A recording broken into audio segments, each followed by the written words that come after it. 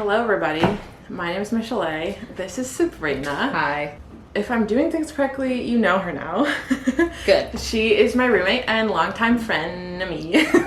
Frenemy? I'm kidding. I was unaware of this status. No, she was entirely aware and she baits me every day. I have no idea what you're talking about.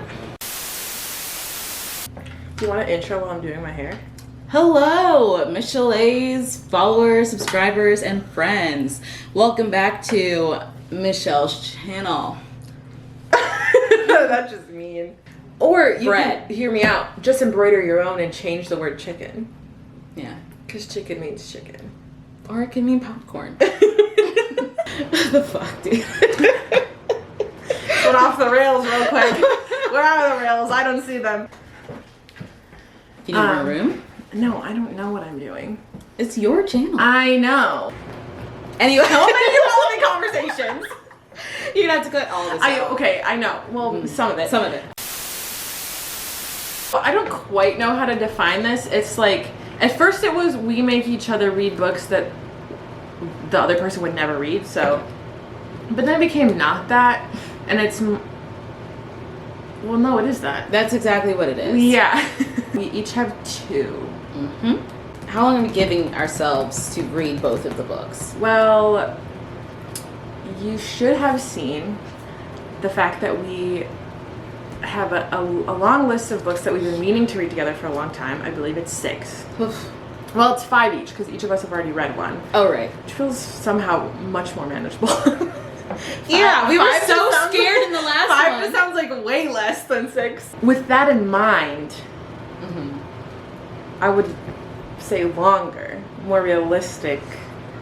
Or do we want to prioritize these? Unless, okay, considering these are 2 books that we think the other person won't want to read, They'll never read. I think we shouldn't. Maybe if we can't read one of. Can you? I was. I don't even know where you're going. I'm saying we shouldn't make each other read them in a row. Because there it are might be a lot. Yeah, because they're already both books that we don't necessarily want to read. So that sounds so bad when you put it like we're torturing each other. I know. The thing is, one of these books is one of my favorite books of all time. Same here. I love both of these books. We really just do not read the same things. So literally not at all. So it's, you know what, we're trying to expand our minds, get to know each other better because we don't know each other at all. 0%. It's been a really long 11 years. Of not talking. Of not liking each other's company. Specifically lying about who we are, so the other person is always, wondering. Aura of mystery. So the point being, how long do we want to read? Okay, today is January the 9th. It's the 9th. 1 month is too short, so that takes us to February 9th. Do we want to say 2 months? That'd be like March 9th. That feels like an insignificant date. I need it to be a significant date. How about... Nothing happens in March. How about... Do you know how you have that post-it of the first day of... Oh, yeah, my first day. That was in March of last year. Yeah. It was like the 16th or the 18th or something? I'm gonna get the post-it now. Explain the post-it while I'm gone. So, last year when she went into work at home, she gave herself a post-it to remind her when the torture started. And here we are, approaching March once again. And here she is, still working from home. And here I am, wishing I worked from home. As far as working situations go, it's not bad. For those interested, this is the post-it note. The post-it, wait, put it up. Put your hand behind you. I got I'm gonna hide my face. March 16th. Oh! The table is very big and her arms are very short. Yeah, I can't make it. Taking myself out. It focused, but you still can't read it. Her handwriting is not good. Okay, so we're giving ourselves until it's been 1 year of quarantine. Because we should have both read more during all of Corona. Well, at least me. No. Yeah, you read a lot. Never mind. No, but you have like so much on your TBR. I feel like it's different. No, I read 65 books last year. Yes, but you still fail to read everything on your TBR. And I never thought I was going to because it was 122 books. Now it's at 200. Whatever. You see what happens? Anyway. Okay. So that's about 2 months and a week. That's really realistic. That's a book a month. Yeah. Plus, if we're doing the other challenge, hopefully we'll both have like 4 books done by then. That's a good like check-in for the other challenge date. Yes, it is. To keep ourselves accountable. So, All right. All And right. I did read this book in a day. that's, So it is possible. I'm not happy you told me that. One of the books I'm giving her, I really want her to read because it's literally one of the worst books I've ever read. I mean, it was very fun to read, but she's gonna blow through it. It's so easy. The text is so big. It's like young adult. It's not middle grade, but it's not something like an 18-year-old would feel challenged by. Okay. So the first book that I have is called Low Red Moon by Ivy Devlin, and this was either a gift or I picked it up at like a half price book sort of bargain sale in high school, and I only read it the once and I haven't read it since. It's a werewolf book. A werewolf book. I'm Team Edward. I don't know if I can do this. Well, it's not the same world. Yeah, but I have loyalties. So okay, here's the synopsis. The only thing Avery Hood can recall about the night her parents died is that she saw silver, deadly silver, moving inhumanly fast. You're inhumanly fast and strong. Stop.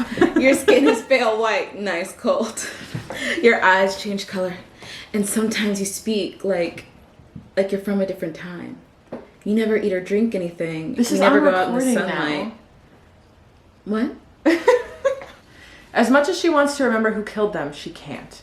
And there's nothing left to do but try to piece her life back together. Then Avery meets the new boy in school, Ben. Mysterious and beautiful, with whom she feels a connection like nothing she's ever experienced.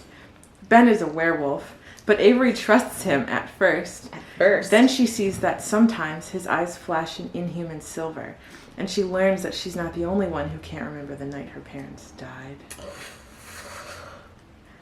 Saucy. Kill her parents? You know, I don't remember. That's what they're implying, but I don't know if it's gonna be that easy. And they have these like cool like trees. Here you go. This is for you, book number 1. Thank you. I'm so excited. Ivy Devlin, is that their actual name? I have no idea.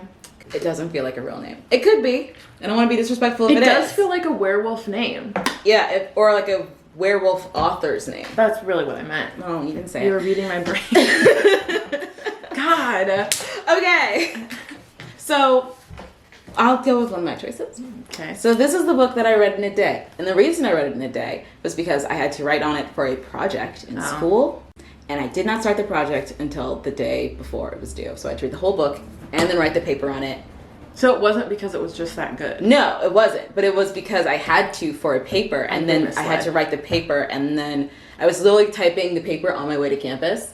Oh And like on the bus or yeah, the train. on the bus. And then I got an A on it. Okay. The book is All Quiet on the Western Front. It is a war book.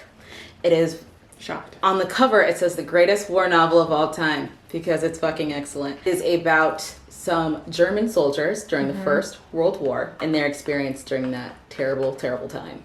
It is deeply emotionally like wrenching, but it also gives you a good idea about the society, the realities of war. I think it's really great, and I think you'll actually enjoy it because it's a really good book. It's good. I don't know what to tell you. She's a history buff. I do enjoy it. All she does is like history, nonfiction, and vampires. It's like, that's it. I mean, I'm not ashamed of that. I mean, you shouldn't be, but it makes me know what I'm getting into. So those were the first 2 books that we picked, and then I was like, wait, this is not an even trade here. Right. So I was like, okay, let's pick a second book. So I picked Home by Marilyn Robinson. This is technically the 3rd in her Gilead trilogy, which she won a Pulitzer for Gilead, although that one was my least favorite of the 3. But it's not all of the books you can read alone. So it's more of a collection than it is a series, okay. Right? And this one centers on the sort of black sheep of the family. His name is Jack, which she just came out with a new book titled Jack, and I'm so excited. It's going to be one of my like very few allotted 2021 purchases. Oh, yeah. And it's on Obama's list of 2020 favorites. Okay, if Obama likes it. So this is about him coming home and his sister coming home at the same time. And she's sort of coming home because she's forced to take care of their sick father. And he's coming home because he does that every once in a while when he's in trouble. He's got sort of a sordid relationship with drugs and getting in trouble that you discover throughout. It's sort of ambiguous at first because no one has ever really understood Jack, which is part of the allure of it. And so it's about them being in a relationship and then with their father also who's dying, and how Jack was always his favorite kid. And then you get bits of their history and the way that she saw her brother versus how he actually is and stuff like that. So it's just a really touching book that I like a lot. So I'm excited for you to read this one. Okay, I'm actually excited to read this one. I think that will be fun. Thank you. You're welcome. So my next favorite book, or the next book I'm going to make you read, is, I think everyone and their mom has read this book. That's not true. A lot of people have read this book. Okay, I believe that.